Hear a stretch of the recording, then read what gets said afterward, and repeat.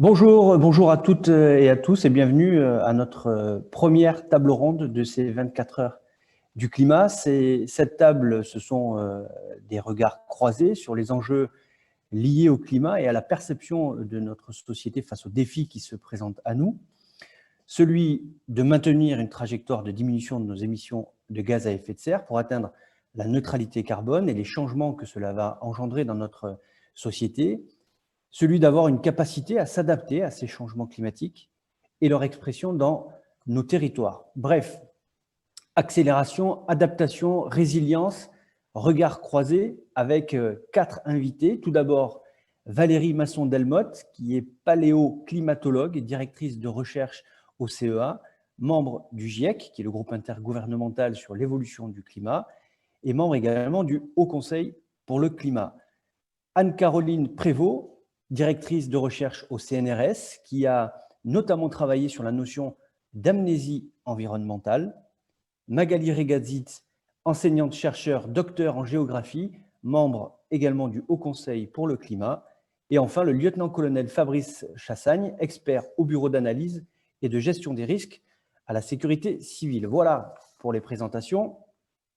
Alors, je dois le dire, moi, ce qui m'a interpellé quand nous avons préparé cette première table ronde, tous les 5, c'est la notion de temps. Cette notion de temps, ou plutôt devrais-je dire la vitesse avec laquelle le réchauffement climatique s'exprime et la notion d'urgence qui s'y rattache.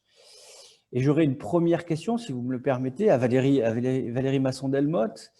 Vous qui étudiez le climat sur des échelles de temps longs, y a-t-il une accélération du réchauffement climatique au point qu'aujourd'hui, nous en percevons concrètement dans notre quotidien, dans notre territoire, ces prémices, ces effets?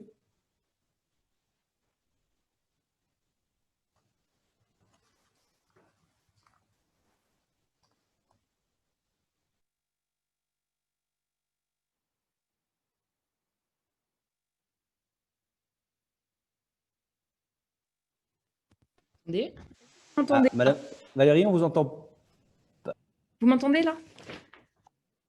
Ok, donc ce que je voulais dire, c'est qu'on est sur une situation de rupture par rapport à l'histoire du climat, à ces variations naturelles. Donc les activités humaines, elles perturbent profondément la composition de l'atmosphère, et puis le climat réagit à cet effet de serre supplémentaire. Donc au niveau planétaire, c'est 1 degré de réchauffement. En France, c'est plutôt 1,5 degré par rapport à la fin du 19e siècle. Et il y a des effets, disons, chroniques, et il y a des effets aigus. Donc, les effets chroniques, c'est du fait de ce déséquilibre du bilan d'énergie de la Terre qu'on provoque, des tendances à l'augmentation de la température partout, une accumulation de chaleur dans l'océan qui rend le réchauffement actuel irréversible, une fonte des glaces, et la fonte marquée du Groenland, de l'Antarctique, conduit à une accélération de la montée du niveau des mers. Là, vraiment, on peut parler d'accélération. Et puis, à côté de ces effets chroniques, on va dire, il y a des effets aigus. Donc, une conséquence directe du réchauffement, c'est des événements extrêmes plus intenses, plus fréquents, comme les vagues de chaleur ou l'intensité des pluies torrentielles, la sévérité des sécheresses, ou les conditions météorologiques favorables à des feux de forêt sur des périodes plus longues, avec une intensité plus forte. Et donc, ce qui est perçu, c'est aussi des événements de ce type-là, nouveaux, plus intenses, plus fréquents, ce qui donne cette perception de l'accélération. Et vous parliez de temps. Et cette question de temps, elle est vraiment importante parce que finalement, le climat change aujourd'hui parce qu'on a émis dans le passé, depuis 150 ans, du dioxyde de carbone qui a un effet cumulatif sur le climat. Et si on agit maintenant pour réduire massivement les rejets de gaz à effet de serre partout dans le monde, ben le climat continuera quand même à se réchauffer, à dériver sur les prochaines décennies, et il se stabilisera dans la deuxième moitié de ce siècle. Mais le niveau des mers, lui, continuera encore à monter, mais moins lentement que si on n'agissait pas. Donc il y a aussi ce décalage entre une action qui est nécessaire si on veut stabiliser le réchauffement et l'ampleur de ses conséquences, l'évolution des aléas, et puis les effets. Et enfin, donc les risques liés au climat, c'est en fait quand ces aléas climatiques, des niveaux marins extrêmes plus hauts, des événements de pics de chaleur plus intenses, quand en fait ils dépassent la gamme de tolérance. Et donc on peut avoir une évolution graduelle du climat, et puis à un moment donné, On va avoir des dépérissements de certaines espèces dans les forêts parce qu'on a dépassé la gamme de tolérance de ces arbres. Et on l'observe dans beaucoup de régions du monde en ce moment. Ou bien on va avoir des vagues de chaleur plus intenses. Et puis en 2003, par exemple, un pic de mortalité spectaculaire, d'excès de mortalité en France, parce que cette vague de chaleur très longue, bah, elle a touché à des limites physiologiques pour les personnes fragiles qui se sont épuisées sur une période de 1 à 2 semaines avec des nuits très chaudes. Ou bien en 2019, on a eu des vagues de chaleur, vous l'avez vu dans le Gard, je pense, particulièrement intenses. Et on a vu aussi en fait le fait qu'on n'était pas prêt. Par exemple, les établissements scolaires n'ont pas pu organiser les épreuves de brevet parce que c'est pas possible de mettre des enfants dans des établissements surchauffés pour leur demander de travailler, de se concentrer. Voilà, et donc je pense que ce qui est important à comprendre, c'est que d'abord, on va devoir faire face sur les prochaines décennies à la poursuite de tendances déjà observées. Et si on n'anticipe pas pour se préparer, pour réduire notre exposition, notre vulnérabilité, on va passer de gestion de crise en gestion de crise. On va subir, en fait. Et si on n'agit pas sur la cause du réchauffement, c'est-à-dire les émissions de gaz à effet de serre, ici et partout dans le monde, eh bien, on aura alors une accélération dans les décennies à venir des risques liés au climat, c'est une évidence.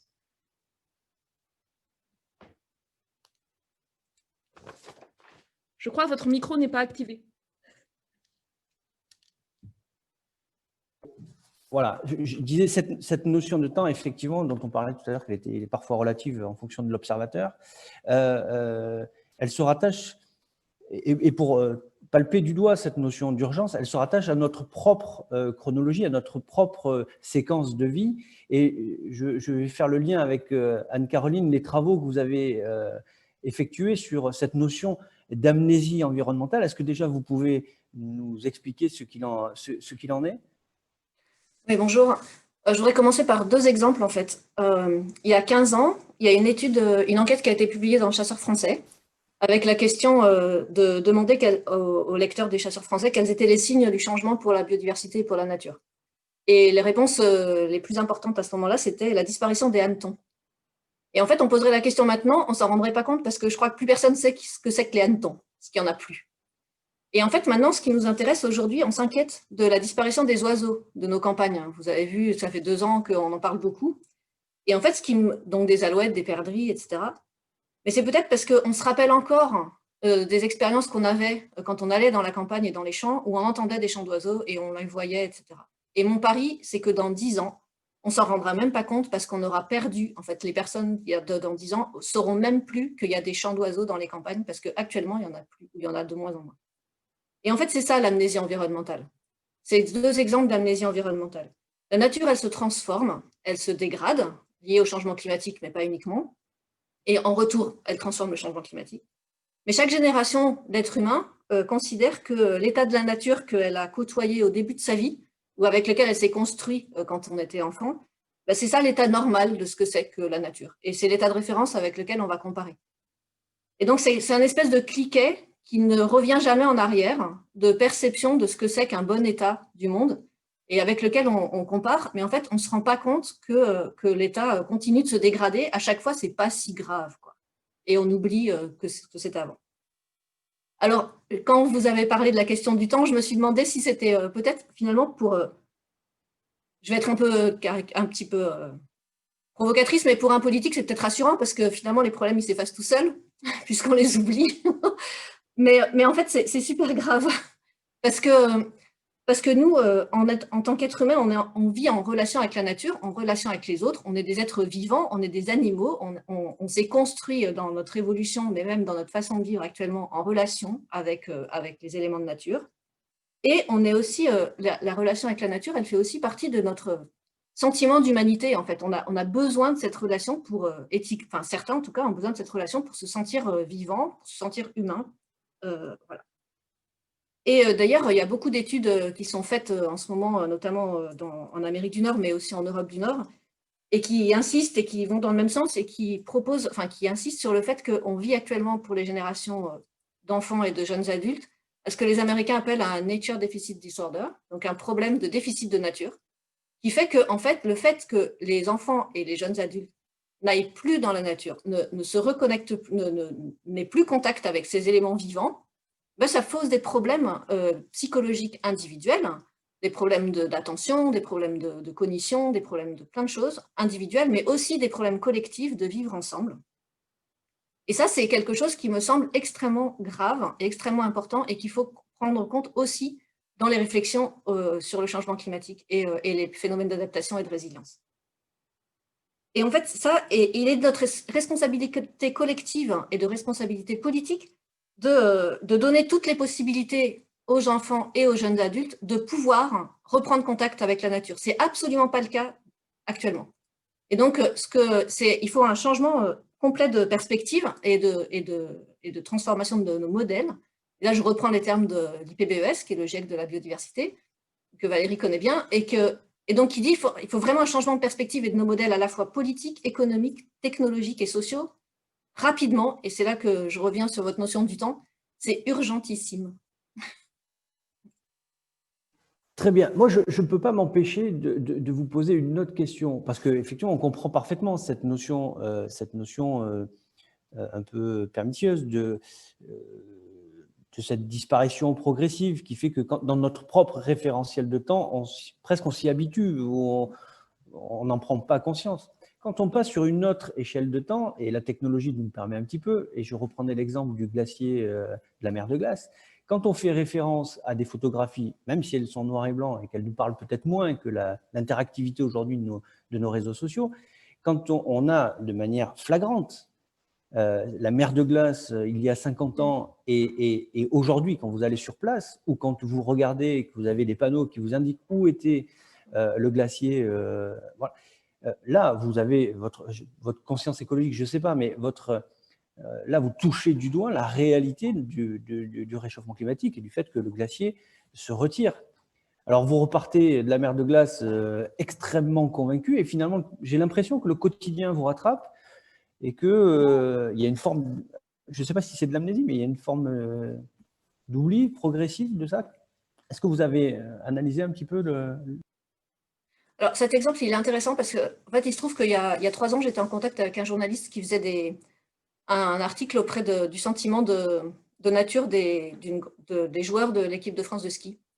Et il m'avait interrogé notamment pour essayer de mettre en regard ce qu'il avait retenu comme témoignage de ces joueurs et de ces joueuses.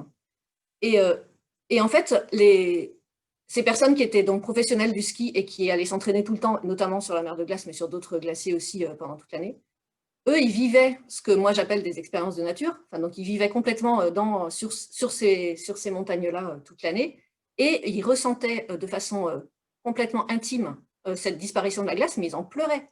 Mais ils en pleuraient dans leur intimité. Ils le disaient pas forcément en public, mais en tout cas, ça, c'est quelque chose qui les touchait de façon extrêmement forte. Et en fait, quand on regarde des photos comme ça, et que ces photos-là, elles sont extrêmement importantes pour apporter de la connaissance, pour montrer l'existence du phénomène. Mais regarder des photos, ça n'a rien à voir avec vivre, expérimenter, se sentir à fond et avec notre corps, enfin, ce qu'on appelle des expériences incarnées. Enfin, on est avec notre corps, avec nos sens, avec nos perceptions, avec nos émotions, et vivre au jour le jour. Ces skieurs et ces skieuses, ils n'ont pas besoin de photos pour être émus et se mobiliser, essayer de se mobiliser contre ce phénomène-là.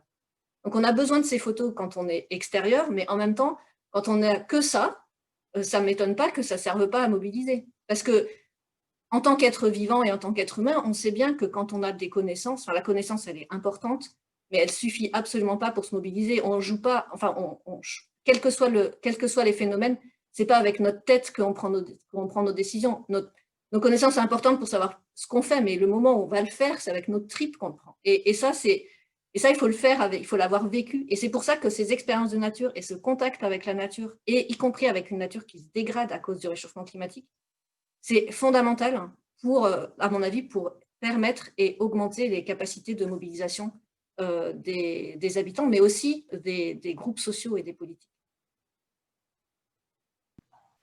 Alors, effectivement, ça va me faire un lien parfait avec Magali. On peut vivre finalement cette situation dans ses tripes, comme vous venez de nous l'expliquer, au travers, par exemple, des skieurs. Et puis, parfois, les événements météorologiques peuvent nous les imposer de manière parfois très violente. Moi qui suis dans le Gard, Valérie le précisait tout à l'heure, mais je peux vous dire que quand les épisodes Cévenol s'expriment de manière de plus en plus séquencée et de plus en plus violente, ou quand des incendies en 2019, on a eu un pic de chaleur extrême, et donc un volume d'incendies plus important, avec une sécheresse prédominante tout un été, là on prend conscience, là on touche du doigt cette notion d'urgence, parce qu'on le raccroche instinctivement au réchauffement climatique. Et vous faisiez, Anne-Caroline, un lien avec les décisions politiques. Effectivement, vous avez entièrement raison, la puissance publique doit s'exprimer sur des sujets comme cela. Et je reviens sur ma notion de temps, si vous me permettez. La politique, c'est aussi prévoir des aménagements, prévoir de moins émettre de gaz à effet de serre. Pour revenir sur les propos de Valérie Masson-Delmotte, où aujourd'hui, ce qu'on produit aujourd'hui, on le subira encore sur des décennies à venir. Je me permets de m'adresser à Magali, vous qui avez travaillé sur tout cet aspect prévention, cet aspect territoire. Quel est, pour vous, est-ce que tout ça est suffisamment pris en compte depuis les territoires? L'aspect émission et l'aspect prévention, pour qu'on prenne en compte dans nos politiques publiques la phase d'émission et la phase des conséquences de ce réchauffement climatique. Alors d'abord, pour rebondir sur ce qu'a dit Valérie, il faut effectivement distinguer les extrêmes des stress chroniques qui nous attendent. Les extrêmes climatiques, ce n'est pas quelque chose de neuf, et vous êtes dans le Gard, vous savez très bien que ces épisodes Cévenol, ils n'ont pas débarqué avec le réchauffement climatique, et qu'on a effectivement des territoires qui sont plus ou moins exposés à des phénomènes extrêmes qui sont des écarts à la normale, et qui sont à l'origine de catastrophes naturelles qui, en particulier dans le sud-ouest et le sud-est de la France, ont profondément marqué les 4 dernières décennies, puisque la première fois où Nîmes connaît une catastrophe, c'est 88. On a Vaison-la-Romaine derrière, donc on a un ensemble en fait d'événements. Et sur les incendies, on pourrait dire la même chose. On a aussi des phénomènes de sécheresse récurrents. Donc effectivement, on a déjà une vulnérabilité des territoires qui est une vulnérabilité qui est antérieure à l'accélération que représente le changement climatique. Ça, c'est le premier point. Et ce point est intéressant parce que là, ça recoupe ce qu'a dit Anne-Caroline, c'est qu'effectivement, on est sur des territoires où on a une histoire d'adaptation des populations, au moins jusqu'à la période 19e, milieu du 20e siècle, où en fait, les populations qui habitent ont mis en place un ensemble de réponses, alors plus ou moins efficaces, pour faire face à ces risques naturels. Et il se passe quelque chose d'un peu particulier, c'est qu'à partir des années 50, vous avez d'un côté ces phénomènes qui sont un peu moins nombreux, et pendant plusieurs années, en fait, on a moins d'inondations, on a moins d'événements extrêmes, et puis des populations qui changent dans leur démographie, notamment parce que vous avez une transformation liée à la littoralisation des activités, à la mise en tourisme, à l'effet sud, et donc typiquement dans les territoires méditerranéens, vous avez des populations qui arrivent et qui ne connaissent absolument pas le milieu. On pourrait avoir exactement le même constat sur les ouragans dans les Antilles, où quand on nous explique après Irma que les Antillais sont préprogrammés à se prendre des cyclones à 360 km/h dans les dents. Je rappelle quand même que sur Saint-Martin, la démographie de Saint-Martin a énormément changé. Et quand on va à Saint-Martin faire des enquêtes, on se rend compte que les personnes qui habitent, soit elles ont moins de 20 ans et le dernier cyclone vraiment important, c'est Louis, si on est en 95, soit c'est des métropolitains, c'est des gens qui sont arrivés à la suite de la mise en tourisme de l'île par la loi Pons. Et donc, en fait, on a des gens qui ne sont pas préprogrammés pour vivre avec ces catastrophes. Sur ces questions d'extrême climatique, on a un deuxième problème, c'est que la France a mis en place depuis les années 80 et surtout dans le tournant des années 90 un ensemble de dispositifs pour prévenir les catastrophes, donc essentiellement contrôler l'exposition dans les zones à risque et développer un ensemble de mécanismes au niveau de ce qu'on appelle des mesures structurelles, c'est-à-dire les digues, les paravalanches, toute la gestion des incendies. On a beaucoup développé les systèmes d'alerte, donc on a un ensemble en fait de mesures qui ont permis effectivement de s'approprier les choses, sauf qu'elles ont en partie, elles n'ont pas été respectées. Et qu'aujourd'hui, on doit en plus gérer un ensemble d'héritages, et ça, tous les élus locaux le savent, c'est-à-dire qu'aujourd'hui, les quartiers, par exemple, qui sont implantés en zone inondable, ils ont été implantés avant les plans de prévention des risques qui datent de 95, et encore quand je dis qui datent de 95, pardon, certains ne sont même pas encore aujourd'hui appliqués, alors qu'on est aux 3e ou 4e phase du PPR. Donc déjà sur les extrêmes climatiques, sans même avoir la question du changement climatique, on est déjà dans une situation qui est extrêmement problématique et où sans doute on n'a pas forcément fait ce qu'il fallait faire dans les temps, et aujourd'hui effectivement on est dans des logiques, il faut faire avec les héritages. Là-dessus s'ajoutent les stress chroniques. Ces stress chroniques dont parle Valérie, qui en fait là vont transformer de façon plus ou moins brutale nos environnements, avec des conséquences que pour l'instant on a beaucoup de mal à mesurer, parce que certes on sait que ça se réchauffe, certes on est capable de dire il peut se passer ça ou ça, mais dans le détail, savoir si à tel endroit il va y avoir plus d'incendies, c'est déjà un problème. Alors savoir quel va être l'impact précis sur la végétation, sur les écosystèmes, sachant que là-dedans il n'y a pas que la nature qui joue, mais il y a aussi toutes les transformations humaines, typiquement l'extension urbaine, la perte des sols agricoles, typiquement les transformations des agricultures, typiquement les transformations des industries. Tout ça fait que vous avez des systèmes que nous on appelle chez les chercheurs des systèmes socio-écologiques, c'est-à-dire qui en fait sont en perpétuelle interaction entre la société et l'environnement, se transforment. Et du coup, quand on parle d'adaptation, on va avoir deux logiques différentes qui devraient s'articuler sur les territoires, mais qui sont compliquées à mettre en place. La première logique, c'est celle de ce qu'on appelle l'adaptation réactive. Un ajustement, en fait, vous avez un choc et vous tirez les leçons de ce choc pour essayer de ne pas reproduire à l'identique les vulnérabilités qui vous ont conduit à la catastrophe. Très concrètement, c'est compliqué parce que quand un territoire est frappé par un choc de cette nature-là, d'abord, il y a une volonté d'oubli. Alors là, on n'est pas dans l'oubli mémoriel de l'environnement, mais on est dans le fait que les gens n'ont pas envie de vivre en permanence avec le souvenir de ce qui s'est passé. Et donc, tirer les leçons, c'est compliqué. Puis, vous avez des tas de mécanismes psychologiques qui font, par exemple, vous êtes attaché à votre maison parce que c'est là où vous êtes né et que vous n'avez pas envie d'en partir. Et pour le Gard, vous connaissez très bien les enquêtes qu'on a menées dans le Gard. Vous avez des gens qui ont été inondés plusieurs fois, qui ont parfois perdu des membres de leur famille, qui ont été blessés et qui vous disent « c'est chez moi et je ne veux pas partir ». Et quand vous êtes un élu et que vous devez transformer un territoire après une catastrophe, vous savez très bien qu'il y a des enjeux très vite d'économie, de social, d'environnement, qui font que souvent, on a tendance à revenir à l'identique ou en tout cas à ne pas transformer comme on devrait le faire. Et puis, il y a des transformations plus structurelles qui touchent là aux causes structurelles des vulnérabilités et qui sont des enjeux d'aménagement du territoire. C'est en gros comment on va redisposer sur le territoire les activités, les hommes, comment on va transformer un certain nombre d'activités pour les rendre plus durables. Et là aussi, on voit très bien que très vite, les enjeux de sécurité, d'une part, entrent en conflit avec les agendas électoraux, avec les agendas économiques, parce qu'on sait très bien que ces transformations, elles ont des coûts sociaux très importants.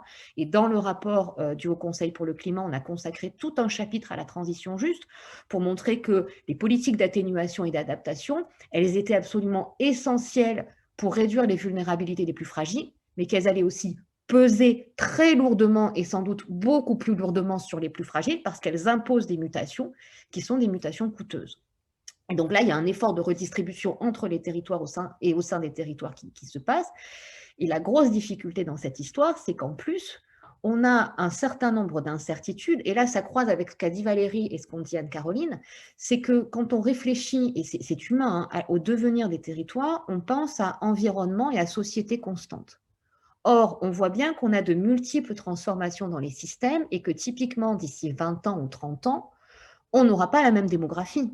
On n'aura pas les mêmes besoins en termes de ressources, on n'aura pas les mêmes pratiques, on n'aura pas les mêmes valeurs, on n'aura pas les mêmes besoins. Et donc derrière, pour un aménageur, il faut non seulement intégrer toutes ces dimensions, sachant que des mesures qui vont être pertinentes à 10 ans seront peut-être contre-productives à 15 ans. L'exemple typique, c'est la digue. Vous construisez une digue, c'est extrêmement important pour protéger les populations aujourd'hui.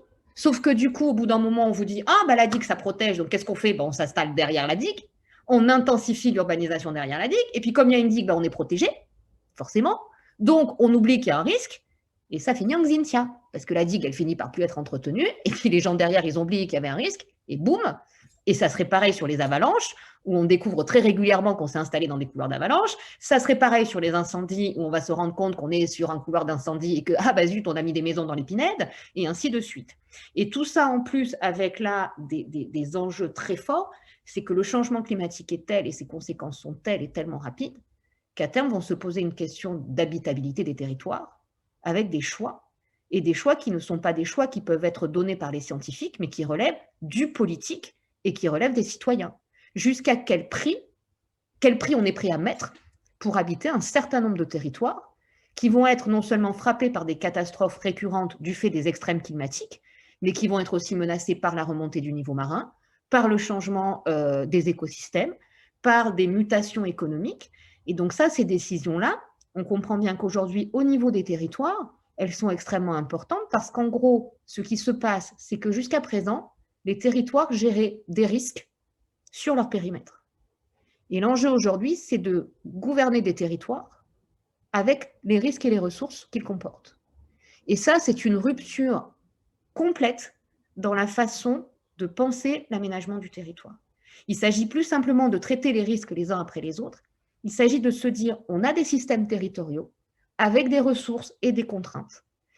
Comment est-ce qu'on va arbitrer entre un ensemble de menaces qui vont varier d'un territoire à l'autre, qui vont avoir des coûts différents en fonction des populations, et qui font qu'à un moment donné, est-ce qu'on fait primer, par exemple, l'inondation sur le risque économique qu'on prendrait à geler des zones urbanisables ou des zones économiques? Est-ce qu'on fait primer le tourisme sur la prise en compte de la remontée du niveau marin? Et alors, évidemment, c'est jamais aussi tranché, sauf qu'à la fin, on voit bien que voilà, si vous voulez développer le tourisme en montagne, ça va être un petit peu compliqué quand même. Ou alors, il faut changer les activités. Et donc, ça veut dire que derrière, alors la transformation, elle s'est faite. Hein, je rappelle juste, au 19e siècle, on va à la montagne l'été pour respirer l'air. Et personne ne songerait à grimper au sommet des pistes pour les descendre en ski. Et ça serait pareil sur les littoraux. Les littoraux, on va se promener l'hiver pour respirer l'air. Il n'y a personne qui se mettrait en maillot de bain pour se prendre un cancer de la peau, à se dorer la pilule sur les plages. Voilà. Et on n'a pas cette idée-là. Donc, on voit bien aussi que les besoins et les ressources se transforment. Mais face à cet ensemble d'incertitudes, on comprend bien que pour les élus et pour les différents niveaux territoriaux, ça devient extrêmement compliqué parce que derrière, c'est un problème essentiellement politique, au sens noble du terme. Très bien, merci Magali pour votre contribution. Je précise aux différents intervenants qu'ils n'hésitent pas à interagir au travers des propos de chacun. Je vais continuer finalement ce tour de table, mais encore une fois, n'hésitez pas à intervenir en me tournant vers le colonel Chassagne. Et mon colonel, vous vivez cette urgence, enfin, la notion d'urgence, elle vous est familière parce que pour le coup, chez vous, elle n'est pas relative, elle est réelle, vitale et immédiate. On parlait des incendies dans le Gard ou ailleurs, on pourrait parler des incendies en Californie à l'heure actuelle. Alors, on sait que le réchauffement climatique, vous l'aviez confié quand on a échangé il y a quelques jours, n'est pas un facteur déclenchant d'incendie. Visiblement, ce sont plus les êtres humains qui allument des incendies de manière volontaire ou involontaire. Mais le réchauffement climatique a un rôle quelque part dans cette intensité des incendies. Moi, j'aurais deux questions. D'abord, est-ce que c'est une réalité palpable, quantifiable dans votre quotidien de préventionniste? Et deuxièmement, est-ce que du coup, vous adaptez votre doctrine nationale? Les incendies, généralement, c'est dans le sud de la France. On a vu l'année dernière qu'il y avait des incendies qui avaient tendance à remonter. Est-ce que c'est une réalité et est-ce que vous le prenez en compte? Et d'ores et déjà, est-ce que vous êtes en train de vous adapter? Puisque un des triptyques de notre table ronde, c'est aussi l'adaptation. Mon colonel? Oui, bon, bonjour à tous et à toutes, pardon. Effectivement, comme vous le disiez, et comme on a pu échanger à ce sujet-là, l'origine des feux d'espaces naturels combustibles, des feux de végétaux, il est à plus de 90% d'origine anthropique, c'est-à-dire que le réchauffement climatique n'a pas un effet sur l'ignition, mais effectivement sur le déroulement du feu. Après, ça dépend aussi beaucoup du contexte dans lequel il survient, qu'on soit en zone de garrigue, en zone de culture, en zone de forêt boréale ou ce genre de choses. Donc il y a une cinétique qui est particulière et qu'on peut lier au réchauffement climatique, mais le fait générateur est à plus de 90%, voire même plus de 95% d'origine anthropique. Et donc je rejoins ce que disait Madame Regueza sur la vulnérabilité des territoires qui est aussi due à son occupation et à son mode d'occupation, pour ne pas soumettre et les enjeux aux feux de forêt et les enjeux qu'ils soient socio-économiques ou personnels ou même environnementaux avec la forêt. Alors par contre, les effets du réchauffement climatique, comme je vous le disais, ce qu'on perçoit comme étant les effets du réchauffement climatique, c'est une temporalité, pour en revenir à votre fil conducteur, c'est-à-dire que d'année en année, on a l'impression non seulement que les périodes estivales ont tendance à s'allonger. Le premier épisode caniculaire dans le Gard que vous avez connu l'année dernière, c'était le 26 juin de mémoire. C'était très tôt par rapport à ce qu'on connaît en 2003. Puis, si vous vous rappelez également, il y en a eu une deuxième vague courant juillet qui a frappé toute la France, qui est pareil avec des températures records. Donc ça, la survenance de plusieurs épisodes caniculaires tôt dans une saison estivale, c'est quand même quelque chose qui est assez exceptionnel et qui, d'un point de vue des feux de forêt ou des feux de végétaux, a des conséquences assez particulières.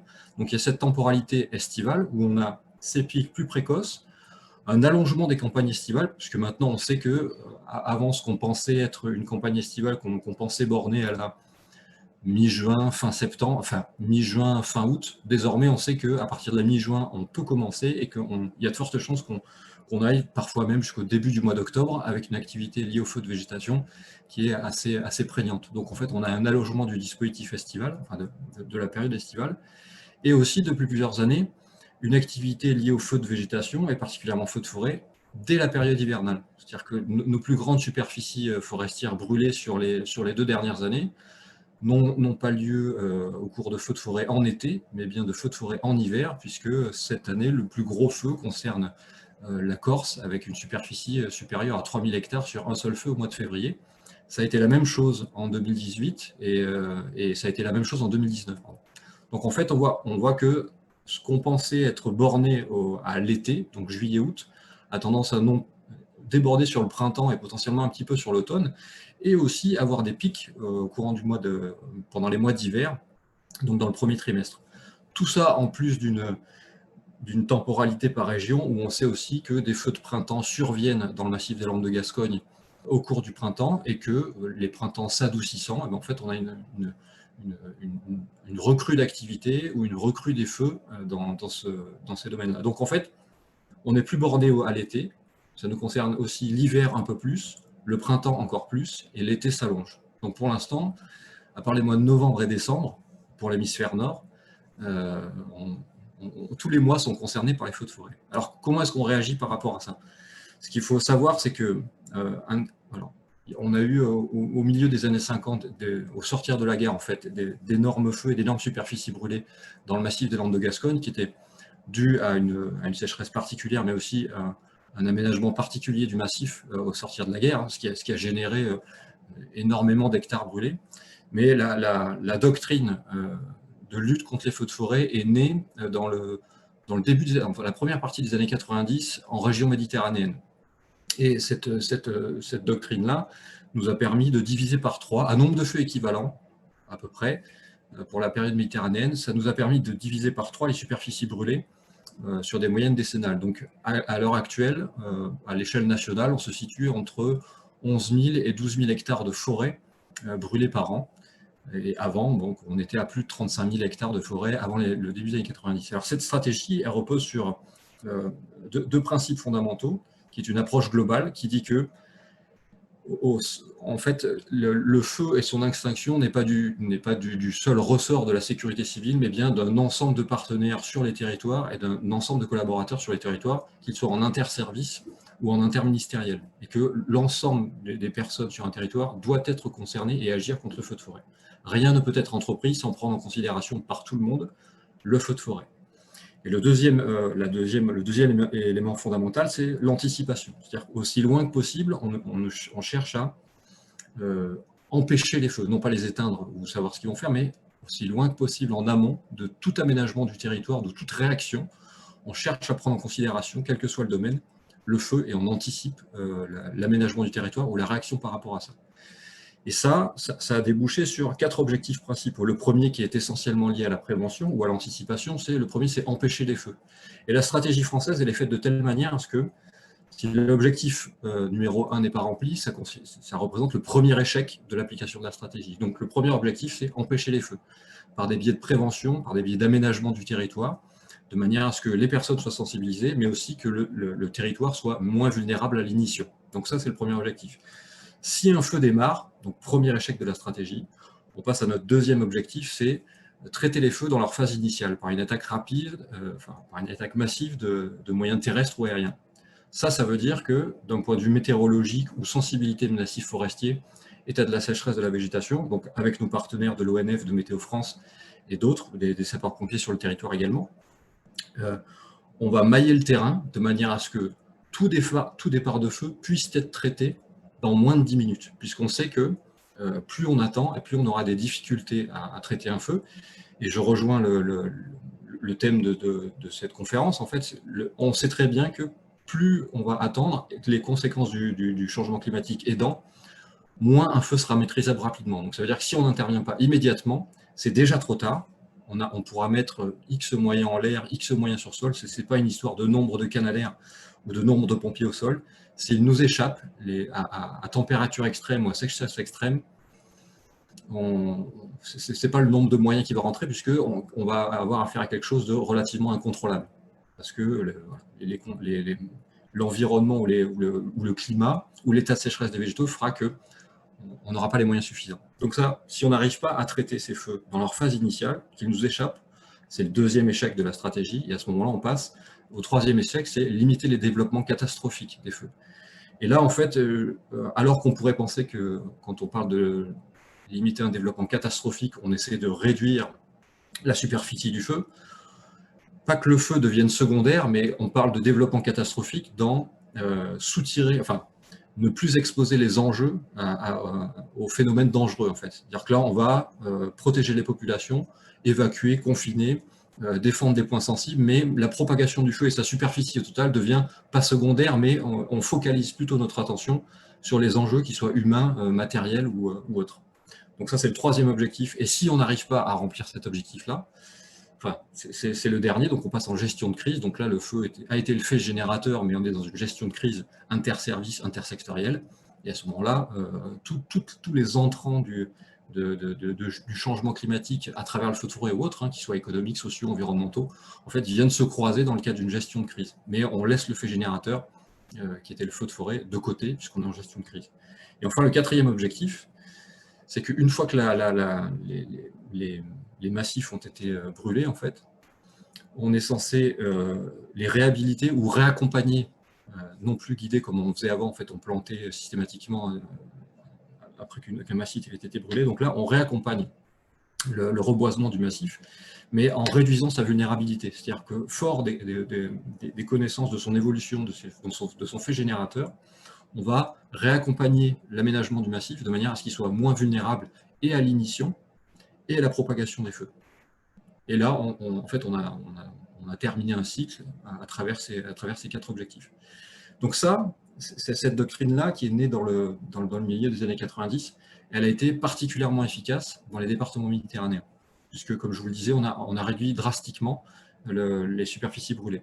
Maintenant, après, comme le disait Madame Reguezza, on a sur les plans de prévention du risque incendie toujours des problématiques d'adaptation au territoire pour différents enjeux, qu'ils soient sociaux, économiques, territoriaux. Enfin, il y a plein de choses qui des fois grippent un peu la mise en place de ce type de plan. Mais globalement, c'est quelque chose qui fonctionne plutôt bien parce que, et encore pour quelques générations, on a des personnes qui, dans leur moitié sud, puisque c'est pareil pour le sud-ouest, des gens qui sont soumis au feu chaque été.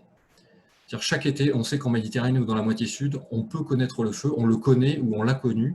Donc en fait, ça maintient, à la différence de certains événements climatiques, ça maintient en éveil cette sensibilité par rapport à ces régions-là. En fait, dans le Gard, vous le savez, même si on a des épisodes qui sont très particuliers, je reviens sur les vagues de chaleur, auxquelles on s'y attendait, mais pas à ce niveau-là.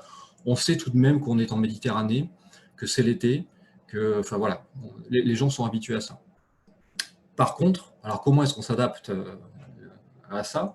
C'était que, comme je l'avais dit, nous, on a une temporalité qui tend à s'étendre sur toute la période de l'année, mais aussi quelque chose de géographiquement qui s'étend en fait vers le nord, en fait. Alors là, il y a deux biais, en fait. Soit effectivement, on part du principe que les feux de végétaux, enfin, la fréquence des feux de végétaux s'étend vers le nord et qu'il y en a plus qu'avant. Alors, j'avais quelques réserves par rapport à ça, puisque, en fait, on n'a pas de quoi comparer. globalement, enfin, à la limite, la comparaison, ce n'est pas très important, puisqu'on sait que les feux sont là, donc il faut les traiter. Mais globalement, il y a soit plus de feux qui naissent dans la moitié nord, soit il y a une prise de conscience qui est liée aussi à toute cette inertie liée aux réflexions sur le changement climatique, qui fait prendre conscience à des gens qui n'étaient plus jusque-là pas concernés par les incendies de forêt, que pas très loin de chez eux, alors en Corrèze, en Creuse, dans les Charentes, ou dans le Lot-et-Garonne, ou dans le Loir-et-Cher, encore en début de semaine, on a des feux de forêt d'exploitation qui dépassent 50 hectares, et ça, il y a cette prise de conscience-là. Alors comment est-ce qu'on s'adapte à ça? Eh bien, la doctrine dont je vous avais parlé, avec son approche globale et ses 4 objectifs, on l'étend depuis 2 ans maintenant à l'ensemble du territoire français, métropole et outre-mer, de manière à ce que, déjà dans un premier temps, les services de secours, le service départementaux d'incendie et de secours et les préfectures prennent en compte cette gestion globale du danger d'incendie. Et donc déjà, d'un point de vue doctrine, c'est ce qui a été mis en place sans qu'on l'ait écrit l'année dernière, et vraiment écrit cette année dans l'ordre national feu de forêt, que cette doctrine-là a été étendue à l'ensemble du territoire. Et ensuite, donc, et les modes d'action, donc l'attaque massive des feux naissants, le guet aérien avec des avions qui sont patrouillés en l'air, le maillage des massifs par des moyens terrestres, en fait, elle n'est plus cantonnée à la partie sud de la métropole, c'est-à-dire sud-ouest et sud, mais bien elle tente à se généraliser, y compris pour la moitié nord, avec des effets bénéfiques, puisque on a un nombre de feux équivalents, on arrive à réduire par, allez, pas par 2, mais on arrive à enlever 50 à 60% des superficies brûlées d'une année sur l'autre, quand on compare 2019 et 2020, même si les comparaisons sont un peu précoces, puisqu'on n'a pas encore les bilans finaux. Mais voilà, quand on adapte le dispositif, qui jusque-là était très centré sur la zone méditerranéenne, cette adaptation-là, l'adaptation au changement climatique, on essaie de l'étendre, cette doctrine, on essaie d'étendre cette doctrine à l'ensemble du territoire.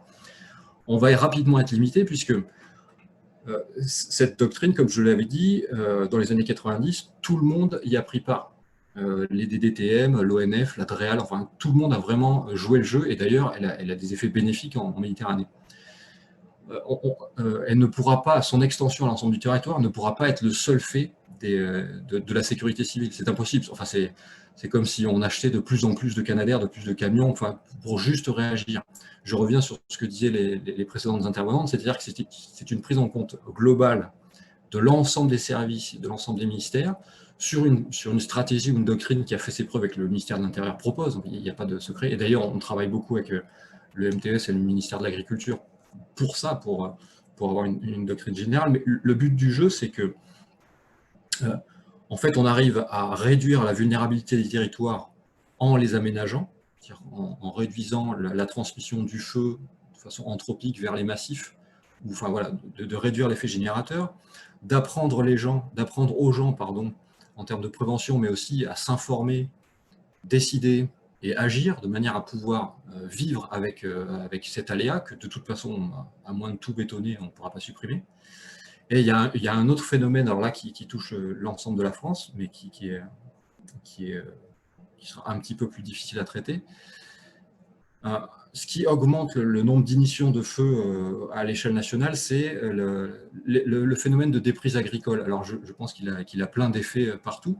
C'est-à-dire que ce non-aménagement, enfin, je force un peu le trait, mais ce non-aménagement du territoire, en fait, il a pour effet de créer des grands continuums de végétation sur lesquels on ne peut rien aménager, enfin, en termes d'aménagement du territoire, de prévention ou de gestion des risques, en fait.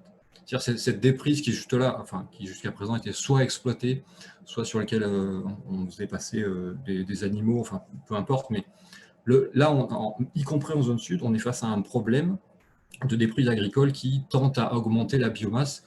Enfin, ça reste quand même des combustibles légers, mais qui tend au moins à augmenter les continuums de végétation.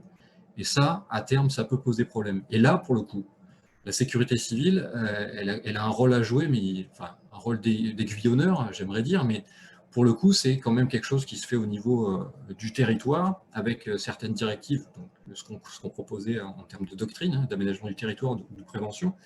Mais cette augmentation de la vulnérabilité du territoire, enfin, quand on la croise avec les phénomènes du changement climatique, enfin les effets du changement climatique, très forte température. Si vous regardez, je reprends et j'en termine là, je reprends les feux du Gard de l'année dernière, ils ont concerné très très peu de forêts au final. Sur les événements qui sont survenus à la fin du mois de juin, on se rend compte qu'on a effectivement tout cumulé plusieurs milliers d'hectares, entre 1000 et 2000 hectares, sauf que très peu concerne la forêt. On a moins de 200 hectares qui concernent de la forêt. Le reste, c'est même pas de la garrigue en fait, ce sont des friches agricoles qui sont laissées sans exploitation, et du coup en fait, on a affaire à des pôles d'ignition qui sont alors, en plus assez difficilement contrôlables et qui, conjugués à des fortes hausses de température, des fortes sécheresses, arrivent à nous donner un potentiel calorifique ou un continuum de végétation qu'il sera difficile de gérer, alors qu'il est ingérable dès que le fait partie par les moyens de la sécurité civile. Mais ensuite, comment est-ce que les populations réagissent par rapport à ça? Quand on n'habite pas à côté d'une forêt, mais d'une friche agricole, on est peut-être un petit peu moins sensible à ce que serait un feu de forêt en fait. Donc il y a une culture de prévention, il y a une culture d'aménagement du territoire et sortir en fait du champ du fait que les feux de forêt ne sont juste le fait de la sécurité civile à travers les pompiers, les canadaires et ce genre de choses. C'est vraiment quelque chose, une approche globale qui se fait localement avec une doctrine partagée en interservice, en interministériel. Donc pour répondre à la synthèse, les effets du changement climatique, c'est une distorsion du calendrier des feux de forêt dans l'hémisphère nord sur toute l'année et surtout une extension géographique de peut-être de l'activité, mais aussi et en tout cas de la prise de conscience de ce phénomène dangereux. Merci mon colonel, c'est très très instructif. On parle beaucoup de résilience, on fait des injonctions à la résilience qui peut être très focalisée sur le niveau individuel, finalement on ramène ça à notre propre personnalité. Là c'est une question un peu générale, donc on va essayer de distribuer la parole comme vous le voulez, mais comment on peut lancer cette injonction de résilience au niveau d'une société? Comment faire appel à ce référentiel de temps, je reprends le propos du colonel, cette notion de distorsion du temps et en fonction de comment on vit finalement ce réchauffement climatique, l'impact qu'il peut avoir sur notre quotidien ou sur notre territoire. Mais on voit bien que c'est un sujet de société, ça doit faire sens au niveau de la société. Valérie Masson-Delmotte peut-être, ou Anne-Caroline ou Magali, comment on embarque tout le monde dans tout ça? Alors moi, je voulais juste réagir sur ce volet-là. Et puis un autre point, c'était insister sur l'importance des forêts, des sols comme puits de carbone. C'est-à-dire pour agir par rapport au changement climatique, il y a bien sûr réduire les émissions de gaz à effet de serre, mais aussi préserver la capacité des forêts, des sols à stocker du carbone dans le monde. En fait, c'est quasiment un tiers de nos émissions de gaz à effet de serre.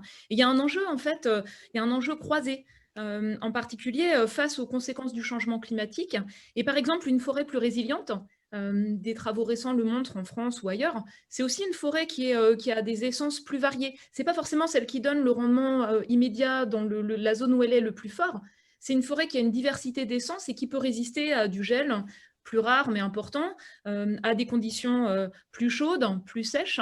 Et aussi, c'est une forêt qui va héberger une biodiversité plus importante, les insectes, les oiseaux. Voilà, et donc ça demande vraiment d'aborder les choses autrement. Je prends l'exemple de la forêt parce que l'échelle de temps de la forêt, c'est celle du changement climatique. Et par rapport à la question de la résilience, je pense que ça pose vraiment la question de l'information qui est utilisée pour la prise de décision.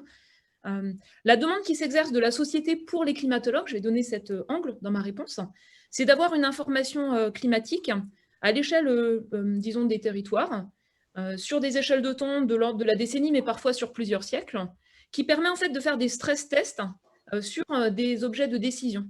C'est-à-dire, voilà, on imagine qu'on va faire un investissement, qu'on va construire un ouvrage de protection, qu'on va aménager un territoire.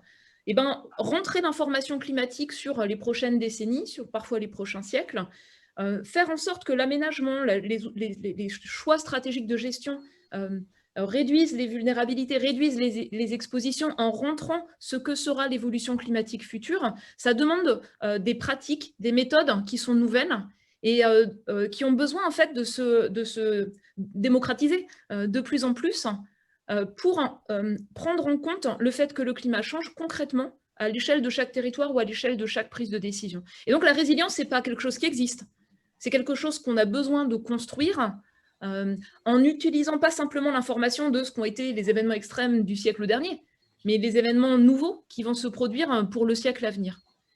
Voilà, c'est ce que je voulais partager sur ce volet-là. Anne-Caroline, vous vouliez intervenir? Il y a Magali aussi, mais je vais pardon. intervenir juste un petit peu. En fait, en termes de résilience, on parle de résilience individuelle, vous avez raison, et on parle aussi beaucoup, comme l'a dit Magali, de systèmes socio-écologiques, parce que je pense que c'est l'échelle à laquelle il faut réfléchir, même si c'est un terme qui paraît peu facile à appréhender. Et les écologues ont beaucoup parlé de résilience socio-écologique, mais en termes de dynamique, justement. C'est pas du tout la résilience socio-écologique, c'est pas vu comme une capacité à revenir à l'état d'avant, mais c'est une capacité à rester vivant et fonctionnel pour un système. Ça peut être une forêt, mais ça peut être aussi un village avec des gens, ça peut être une communauté où il y a à la fois des gens et des humains et des non-humains. Mais c'est cette capacité à rester fonctionnel et à rester vivant malgré les changements qui arrivent et les catastrophes en sens écologique, c'est-à-dire bouleversements profonds et rapides, pas forcément négatifs, mais qui arrivent par l'extérieur en permanence. Et le changement climatique nous met exactement dans cette sorte de situation. On a des bouleversements ou des catastrophes en termes écologiques, pareil, pas forcément négatives, qui arrivent tout le temps, très régulièrement. Et être un système qui peut être résilient, c'est un système pour moi qui a la capacité à continuer, à pas complètement s'effondrer, à continuer à garder ses fonctionnalités, à garder ses caractéristiques. Si on a envie que ce système il soit productif, il faut qu'il puisse continuer à être productif. Si on a envie que ce système il soit autre chose, il faudra qu'on garde ses capacités à être autre chose.